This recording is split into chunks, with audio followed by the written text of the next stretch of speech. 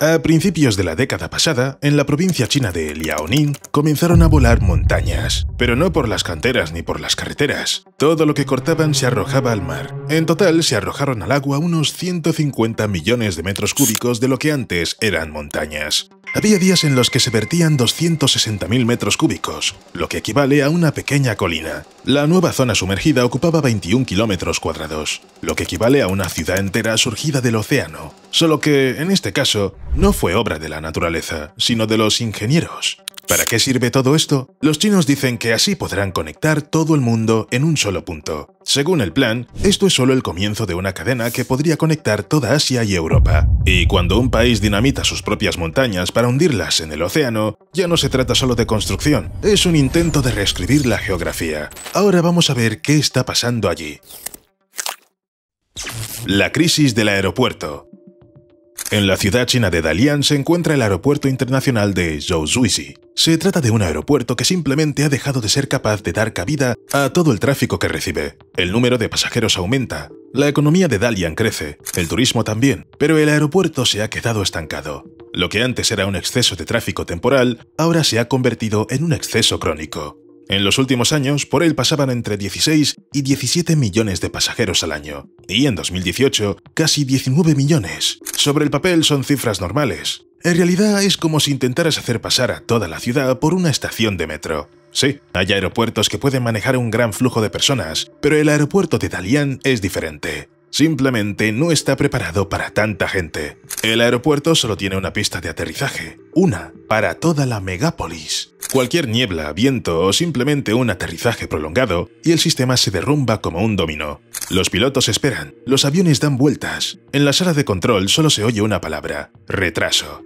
Imagina una ciudad con una única carretera por la que hay que salir, entrar y dar la vuelta. Así es más o menos como se puede imaginar el funcionamiento del aeropuerto. En el interior, todo funciona al límite. La terminal solo tiene capacidad para 18 aviones y los otros 40 se atienden en estaciones alejados. Los pasajeros no salen al pasillo, sino al autobús. El trayecto por la plataforma dura más que el embarque en el avión. Cuando hay pocos vuelos, esto es simplemente incómodo. Cuando hay muchos vuelos, se convierte en un caos.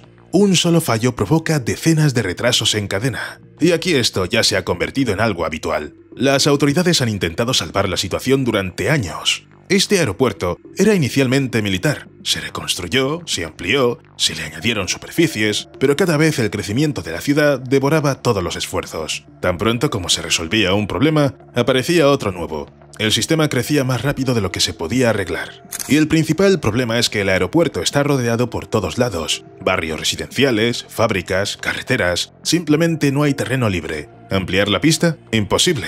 ¿Añadir una segunda? No hay espacio. Cada punto cercano ya está ocupado por la vida. Para los residentes también es una tortura. Un Boeing sobre el techo a las 2 de la madrugada es algo habitual.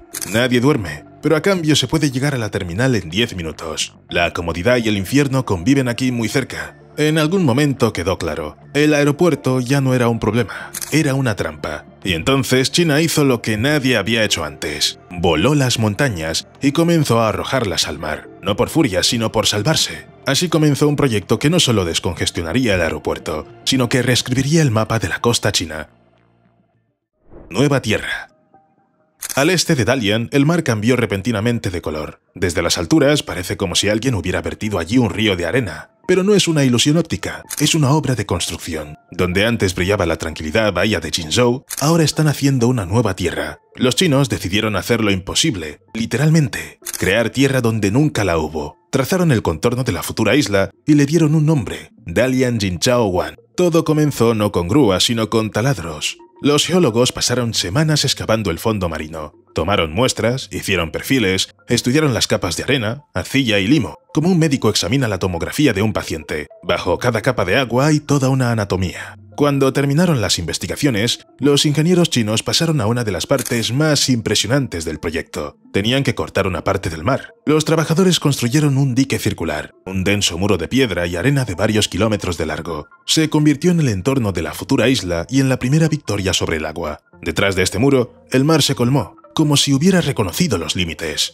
Dentro del dique, en una laguna protegida, comenzaron las obras, donde cada día nacía nueva tierra. Miles de camiones, barcazas, excavadoras, todo funcionaba como un mecanismo único. Desde las canteras del continente se transportaba caliza al mar. No solo se extraía, sino que se volaban montañas. Cientos de toneladas de roca se convertían en escombros, que luego se transportaban en barcazas hasta el lugar de construcción de la nueva tierra. Y volaban muchísimo. Recordemos que había que construir desde cero 21 kilómetros cuadrados de tierra firme. Es una gran superficie que requiere una enorme cantidad de material. Según los cálculos, se vertieron al mar más de 150 millones de metros cúbicos de tierra y arena, y cada día se transportaba tal cantidad de material que se podría haber construido una auténtica colina en tierra firme. Pero rellenar el mar con escombros es solo la mitad del trabajo. Aquí, en la bahía de Bohai, el fondo es blando, como la masa. Las capas de limo y arena se extienden a lo largo de decenas de metros. Cualquier construcción pesada sobre un suelo así se hundirá, se inclinará, se agrietará o simplemente se hundirá, por lo que los chinos tuvieron que reinventar la tierra firme. El fondo se perforó con miles de pilotes. No se trata de las clásicas columnas de hormigón armado, sino de toda una mezcla de tecnologías. En algunos lugares perforaron e inyectaron lechada de cemento, convirtiendo el barro en piedra. En otros, clavaron pilotes de grava para dejar pasar el agua y evitar que el suelo se hinchara. Y en otros lugares utilizaron el método de inyección rotativa a alta presión. Unas boquillas giratorias inyectaban literalmente cemento a presión en profundidad, compactando el fondo marino como si fuera una esponja. Cada pilote es una ancla que mantiene la isla en su lugar. Hay decenas de miles de estos soportes con una profundidad de hasta 30 metros. Atraviesan el limo blando y se apoyan en la capa densa que hay debajo. Así no se construye una casa, sino el terreno bajo la casa. En la superficie se realiza un trabajo minucioso. Después de cada compactación, esperan, miden el asentamiento, vuelven a apisonar y vuelven a comprobar. Para acelerar el proceso se utiliza la tecnología de precarga con vacío. Básicamente, una enorme bomba extrae el aire y el agua del subsuelo, lo que hace que el suelo se compacte por sí solo. La capa superficial se recubre con una película hermética, y debajo de ella hay una red de tuberías, bombas y válvulas. El mar parece ser absorbido por la isla, dando paso a un terreno denso y estable. Pero ni siquiera eso evita el asentamiento desigual. Por eso, se lleva a cabo un monitoreo constante en paralelo. Bajo la superficie hay cientos de sensores que detectan el más mínimo movimiento del suelo. Si en algún lugar la tierra se asienta un poco más rápido de lo necesario, se vuelve a perforar en ese lugar, se añade cemento y se refuerza la capa. Para los ingenieros chinos, esto no es solo una obra, sino un laboratorio viviente. Cada decisión que se tome aquí se convertirá en la norma para futuros megaproyectos costeros. Cuando llegaron al lado oeste, descubrieron huecos, cavidades kársticas. La roca caliza era como el queso suizo, dura por fuera, hueca por dentro. Si no se reforzaba, todo podía derrumbarse. Por eso estas zonas se rellenaron con cemento a presión y se cubrieron con capas de grava. En este punto, cabe mencionar que este proyecto tiene otra dificultad: los terremotos. La zona de Dalian no es una zona con una actividad sísmica extremadamente alta, no sufre temblores como Japón u otras partes de China, pero los terremotos aquí ocurren con regularidad. Desde 1900 se han producido varias decenas de terremotos con una magnitud de hasta 4,8 en un radio de 100 kilómetros alrededor de Dalian. No es una pesadilla, pero sí un peligro real, sobre todo para la tierra artificial del futuro aeropuerto. En primer lugar, si hay un sacudón fuerte, parte de la tierra artificial podría simplemente derrumbarse. Y en segundo lugar, existe el concepto de licuefacción del suelo. La vibración del terremoto puede convertir el suelo saturado de agua en una sustancia fluida e inestable, y ahí volvería a producirse la destrucción. Por sí mismos, los pilares de cimentación, el sellado y todo lo demás son, por supuesto, una salvación, pero también se ha pensado en utilizar pilares aislantes para proteger contra los terremotos. Se trata de capas intermedias entre los cimientos y la estructura del edificio que permiten que la construcción se mueva horizontalmente con respecto al suelo durante un terremoto. De esta manera, la energía se absorbe y se disipa, en lugar de transferirse a las estructuras portantes. Pero eso se hará más adelante. Ahora el nuevo aeropuerto tiene este aspecto. El 11 de octubre de 2025 se publicó un comunicado oficial de la provincia de Liaoning, en el que se decía que casi todo estaba terminado, que ya se habían completado 19,68 kilómetros cuadrados de tierra artificial, lo que supone el 98% de la superficie total. Muy pronto, China pasará a la siguiente etapa, la construcción de lo que supondrá una revolución en el transporte mundial. Aeropuerto. En la isla artificial, que se prevé que esté habilitada en 2035, se construirá un complejo sistema de pistas, terminales, andenes y cristal. Pero la esencia del proyecto no es la isla. La isla es un podio, la base de lo que la cultura de la ingeniería china entiende hoy en día como las puertas del mundo. Los planes oficiales indican que será un aeropuerto de clase 4F, la categoría más alta, capaz de recibir aviones de cualquier tipo, desde gigantescos aviones de carga hasta aviones intercontinentales. Se planea construir 4 pistas de aterrizaje. Esto significa que el aeropuerto podrá recibir un tráfico colosal sin que se produzcan atascos. Se trata de un territorio que puede competir con los mejores hubs del Pacífico. Al principio se pondrá en marcha 2 pistas, pero el sentido del proyecto radica precisamente en la capacidad de ampliar el número de pistas. Esto significa que el aeropuerto puede funcionar como principal centro de operaciones del noroeste durante más de 50 años, porque en la aviación, los horizontes lejanos lo deciden todo.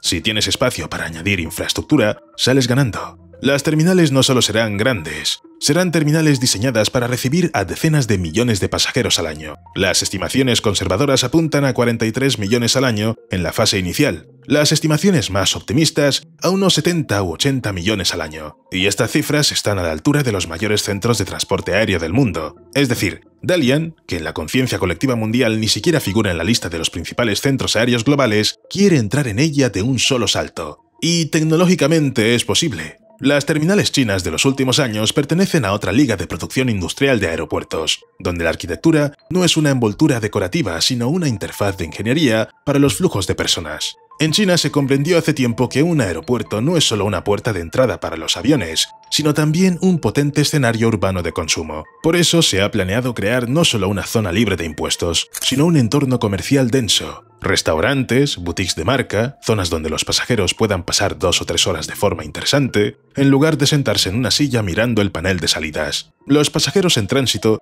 se vuelven tan valiosos como los pasajeros que vuelan a la ciudad, y el aeropuerto lo tendrá en cuenta sin falta. Es un espacio al que la gente acude no solo para volar al punto B, sino también para pasar el tiempo, gastar dinero y disfrutar de la experiencia. Sí, justo dentro de la terminal. También cabe destacar el posicionamiento del aeropuerto como parte del sistema de transporte. Con este concepto, no se percibirá el aeropuerto como una especie de isla geográfica aislada a la que primero hay que viajar 1 hora para poder comenzar el viaje. Tienes la llegada, el aterrizaje, el traslado y todo ello se integra en una única línea logística. Dentro de la terminal hay sistemas de transporte de equipaje de alta velocidad para que no tengas la sensación de que tu maleta está viviendo una segunda vida en una realidad paralela. Se trata de una infraestructura que hace que el flujo de pasajeros sea controlable, rápido y predecible. Y es precisamente este enfoque el que hoy en día convierte los grandes centros aéreos en auténticas ciudades dentro de la ciudad. Se planea construir alrededor de 200 estacionamientos para aviones alrededor de la terminal, y si pensamos en las perspectivas de desarrollo del centro de operaciones, casi 300. Es una ciudad para máquinas que pasan más tiempo en el aire que en tierra. Debajo hay una red de pistas de rodaje, comunicaciones subterráneas y plataformas de servicio. Arriba hay una estructura de cristal que debe permitir el paso de 20, 40 y luego 70-80 millones de personas al año. Se trata de un volumen de desplazamientos humanos comparable a la población de toda una región.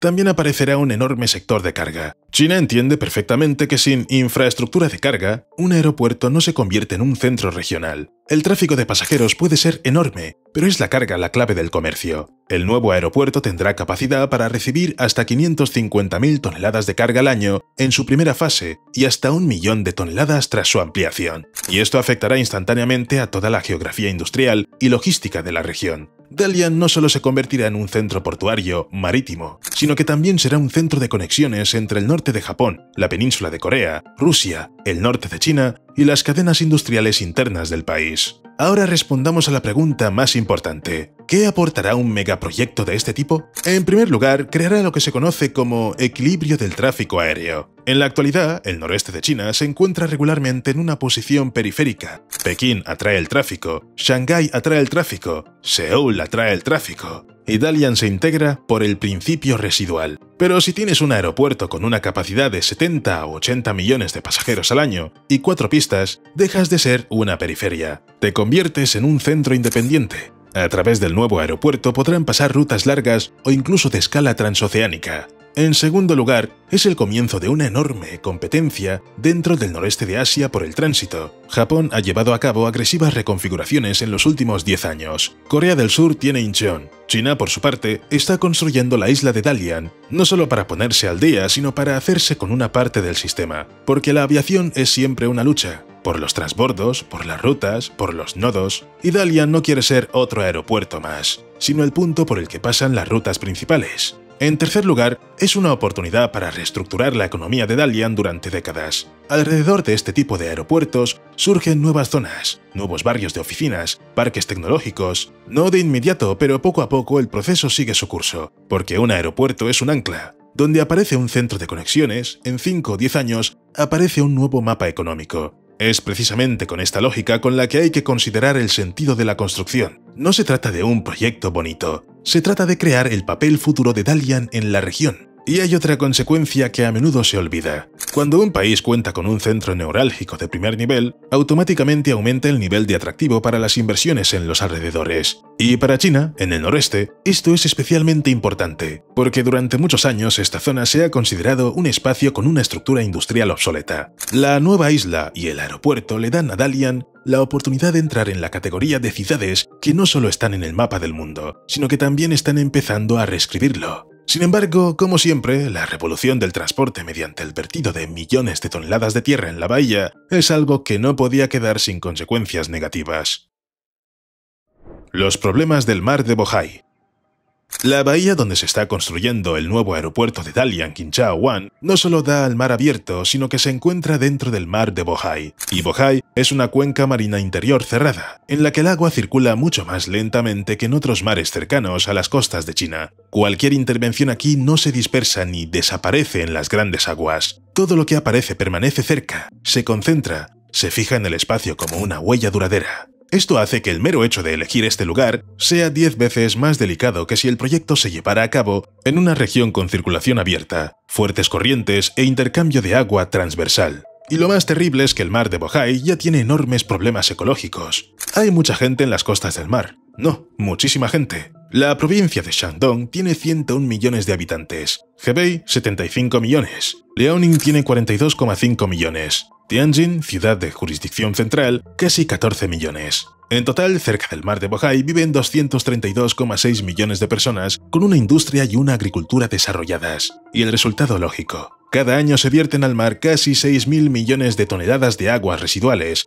así como aproximadamente 2.000 millones de toneladas de residuos industriales. La basura de tierra firme llega al mar literalmente por todas partes. Bohai se ha convertido en el principal punto de recogida de todos los residuos. En 2020, la superficie de agua que ya no cumplía con los más altos estándares de calidad superaba los 13.000 kilómetros cuadrados. Para que te hagas una idea de la magnitud, es el área de un pequeño país europeo. Y para que se entienda lo mucho que es para el mar, digamos que la superficie total del mar de Bohai es de 77.000 kilómetros cuadrados. Es decir, aproximadamente el 17,5% es agua de mala calidad. Los principales contaminantes son el nitrógeno y los fosfatos que provienen de la costa. Los residuos de las granjas y las industrias se vierten y llegan al mar de Bohai. Como resultado, el mar está tan sobrealimentado que, donde antes había vida, ahora el agua florece, se espesa y se satura hasta alcanzar un estado pantanoso. La concentración media de nitrógeno inorgánico aumentaba un 7% al año. Esta es una cifra que, en ecosistemas de tal magnitud,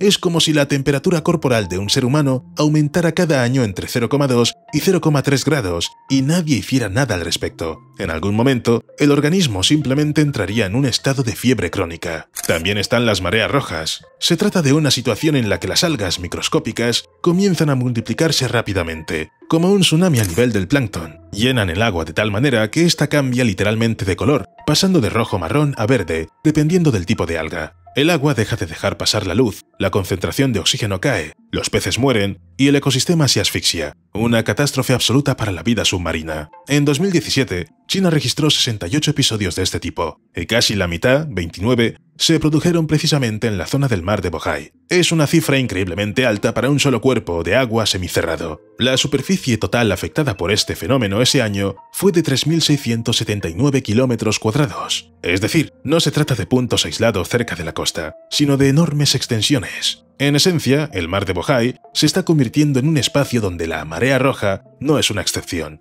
sino un fenómeno estacional habitual. Como prueba de la gravedad del problema, podemos citar las palabras de los pescadores, que afirman que Bohai ha cambiado mucho como zona pesquera. Antes, el mar se conocía como el almacén de pescado de China, pero ahora gran parte de sus aguas simplemente no tienen peces y se han convertido en lo que se conoce como zonas muertas. En algunos lugares todavía hay peces, pero su número se ha reducido drásticamente, y además los peces son ahora más pequeños. Los pescadores se ven obligados a capturar peces cada vez más pequeños, ya que los grandes simplemente están desapareciendo. Esto ya es suficiente para decir que el mar de Bohai está muy afectado, pero la gente añade aún más: petróleo. ¿Cómo no iba a ser así en el siglo XXI? En 2011 se produjo un accidente en Penglai 19-3. Fue uno de los escándalos medioambientales más sonados en la historia marítima de China. En aquel momento, el petróleo no se derramó localmente, en forma de mancha cerca de la plataforma, sino en una auténtica masa. La superficie contaminada se estimó en aproximadamente 840 kilómetros cuadrados, y esta es solo la cifra confirmada y reconocida oficialmente. Tras el incidente, la calidad del agua en esta zona descendió varios niveles, pasando de 1 a 4. Otros 3.400 kilómetros cuadrados alrededor descendieron de 3 a 4. Otra amenaza son los metales pesados: mercurio, plomo, cobre, arsénico. En las muestras de los estuarios de la parte sur de Bohai se registraron niveles superiores a los establecidos por la OMS. Añadamos un nuevo detalle a todo este panorama: una superficie artificial de 21 kilómetros cuadrados. Se vierten millones de toneladas de tierra directamente al agua y se llevan a cabo enormes trabajos de construcción, durante los cuales el combustible seguramente acaba directamente en el agua. Además, para los habitantes marinos, cualquier movimiento humano supone vibraciones que desestabilizan toda la navegación natural. Y cuando el aeropuerto esté completamente terminado, la situación no mejorará para los peces. 80 millones de pasajeros al año suponen mucho ruido, basura y todo lo demás que destruye el mar de Bohai. Sí, por el momento solo hay temores y teorías sobre el daño que ya ha causado la construcción de tierra artificial. Para calcular el daño del aeropuerto ya terminado, hay que esperar a que esté completamente construido. Sin embargo, incluso China tiene un ejemplo real en el que la nueva tierra provocó una catástrofe ecológica local. Delfines en Hong Kong. Trasladémonos a Hong Kong, más concretamente al Aeropuerto Internacional de Chek Lap Kok. Se trata de una de las construcciones más grandiosas de la historia de China. Hubo que mover montañas, ganar terreno al mar y, por supuesto, alterar el ecosistema local. Cuando a principios de la década de 1990 se empezó a construir el nuevo aeropuerto, ya no había suficiente espacio en el antiguo. En Kai Tak estaba encajonado entre montañas, barrios residenciales y el mar, y los aviones despegaban a solo unas decenas de metros por encima de los tejados. La decisión de recuperar terreno al mar fue casi simbólica para Hong Kong, ya que la ciudad siempre había hecho lo mismo. Para ello, se tomaron dos pequeñas islas, Chek Lap Kok y Lam Chau, y se unieron en un solo macizo. Las obras comenzaron en 1991. Las cimas de ambas islas se recortaron literalmente casi 10 metros, y esta tierra se utilizó para el relleno. En total, se utilizaron unos 350 millones de metros cúbicos de tierra y arena. Parte de ellos se extrajeron directamente de allí, y el resto se transportó en barcazas desde el continente. Bajo la superficie del mar había cientos de máquinas dragadoras. Retiraban el limo blando, reforzaban la base y colocaban capas de piedra y arcilla para crear una almohada estable. Solo entonces se empezó a rellenar la plataforma, la futura tierra firme, con una superficie de más de 12 kilómetros cuadrados. La construcción se llevó a cabo en un plazo increíblemente corto. En 8 años se construyó un nudo internacional que se convirtió inmediatamente en uno de los más transitados de Asia. Más tarde se le añadió una línea de ferrocarril y una terminal de carga. Todo ello, en parte, sobre el fondo marino, donde antes nadaban los peces. Hong Kong se reafirmó definitivamente en su estilo: no esperar a que la naturaleza creara tierra firme, sino tomar las riendas del asunto. Pero detrás de este heroísmo ingenieril se escondía otra historia, más silenciosa, la que tiene lugar bajo el agua. Incluso antes de que comenzara la construcción, los ecologistas advirtieron: la bahía al oeste del aeropuerto es la ruta de los delfines rosados de Hong Kong, una especie rara para que las aguas alrededor de Lam Chau eran un corredor natural. Estos delfines no son solo habitantes, sino un indicador de la salud de todo el ecosistema de la desembocadura del río Perla. Tras el inicio de la profundización del lecho y el relleno, la suspensión turbia formada por el lodo removido se extendió por kilómetros. Las imágenes satelitales de la década de 1990 registraron un aumento drástico de la turbidez del agua y del contenido de fosfatos y nitrógeno. Donde antes había bancos de arena, apareció arcilla densa. Desapareció una parte significativa de los organismos bentónicos de los que se alimentaban los peces y los delfines. En solo un par de años, los científicos de la Sociedad para la Conservación de los Delfines de Hong Kong registraron una reducción de la población de casi un tercio. Los delfines rosados comenzaron a aparecer cada vez con menos frecuencia, y su área de distribución se desplazó hacia el oeste, donde el agua es más limpia. Cuando comenzó la nueva ampliación, el proyecto de la tercera pista de aterrizaje, la historia se repitió. Para ello, decidieron crear otra isla artificial de más de 650 hectáreas, duplicando de hecho la superficie del aeropuerto. La construcción comenzó en 2016, y de nuevo con miles de toneladas de piedra, millones de toneladas de arena, olas de agua turbia y el ruido de las perforadoras. Los grupos locales volvieron a dar la voz de alarma. Están matando el mar para construir el cielo. El gobierno y la administración del aeropuerto intentaron responder a estas reclamaciones con una serie de medidas compensatorias. Por ejemplo, construyeron muros de hormigón con una estructura irregular para que los moluscos y los corales pudieran colonizarlos. Anunciaron nuevos parques marinos en las zonas de Sha Chao y Lung Ku Chau, donde aún se pueden encontrar delfines. Organizaron más de 250 actividades de conservación de la naturaleza, incluyendo la monitorización continua de la calidad del agua y los niveles de ruido. Pero, a pesar de estas medidas, el ecosistema marino no ha vuelto a su estado anterior. Los científicos señalan que el principal problema no es solo de relleno, sino el cambio en toda la hidrodinámica de la desembocadura. Las nuevas masas de hormigón y piedra han aumentado el coeficiente que indica cómo las estructuras obstaculizan la corriente. El agua se remueve más lentamente, las mareas son menos activas, lo que empeora la autolimpieza de la bahía. A largo plazo, esto puede afectar el microclima de la costa, a la circulación del agua y los vientos, a la composición del plancton y a la vida de las colonias de coral. Es poco probable que se haya podido evitar todo esto durante la construcción de la nueva tierra firme en Dalian, por lo que el daño ecológico existe y seguirá existiendo en el futuro. Sin embargo, es probable que esta vez China encuentre una solución para reducir el impacto negativo, ya que el mar de Bohai ya ha sufrido bastante.